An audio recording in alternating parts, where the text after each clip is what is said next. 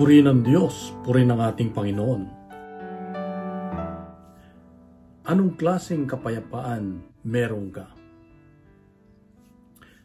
Sa aming bayan, probinsya sa Nueva Vizcaya, ay mainit ngayon dahil nagkakagulo dahil merong pumapasok na isang mining na inaprubahan ng gobyerno.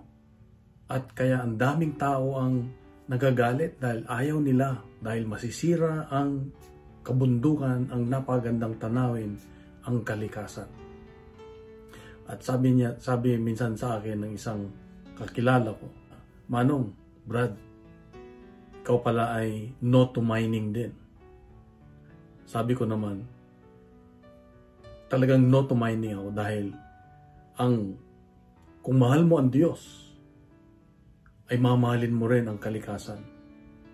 Kung mahal mo ang Diyos, aalagaan mo ang kalikasan dahil ang kalikasan ay bigay, regalo ng Diyos sa atin para tayo ay proteksyonan, para tayo ay alagaan, para pagkuhanan natin ng ating ikabubuhay, hindi para sirain. Sa Ebanghelyo ngayon, sinabi ni Jesus, ako'y naparito, may dala akong apoy. At nawa, nagniningas ito, nag-aalab ito. At may dala akong paghati-hati, hindi kapayapaan. Bakit sinabi ni Jesus ito? Dahil kung ang dala natin ay ang nag-aalab na pagmamahal, nag-aalab na banal na Espiritu Santo sa buhay natin, ay hindi natin mapipigilan na gumawa, magsalita ng totoo. Yung katotohanan. Katotohanan na pag sinira natin ang bigay ng Diyos, ay magagalit siya at isang kasalanan. Kaya nga, ang hamon ng Diyos sa atin ay gamitin natin itong pag-aalab na nararamdaman natin para sa kabutihan. Kaya ang tanong ko kanina, anong klaseng kapayapaan meron ka? Kung ang pinaglalaban natin ay katotohanan at tama para sa Diyos. Maguluman ang may paghahati-hati man sa paniniwala, sa prinsipyo, pero meron kang kapayapaan sa iyong kalooban dahil nagagawa mo sabihin o itama ang mali. At ang apoy na bigay ng Diyos, na dala ng Diyos sa atin, ay yung banal na Espiritu Santo na dapat nag-aalab ang pagmamahal, nag-aalab ang awa para sa iba. Hindi lamang yung ating pansariling kapakanan. Ibig sabihin, hindi lang tayo dahil komportable tayo, okay na. Kailangan gawin pa rin natin ang tama. At makiisa tayo doon sa ikabubuti ng lahat.